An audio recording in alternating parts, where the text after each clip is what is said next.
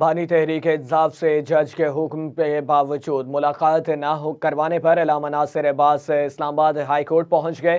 عدالت میں صدر مجلس وحدت مسلمین علامہ ناصر عباس نے بانی پی ٹی آئی سے اڈیالہ جیل میں ملاقات کی درخواست دائر کی۔ اسلام آباد ہائی کورٹ نے سپرنٹنڈنٹ اڈیالہ جیل کو ٹرائل کورٹ کے حکم پر عمل درآمد کی ہدایت کی۔ ٹرائل کورٹ کے جج ابو الحسنات ذوالقرنین نے جیل رولز کے مطابق ملاقات کی اجازت دی تھی۔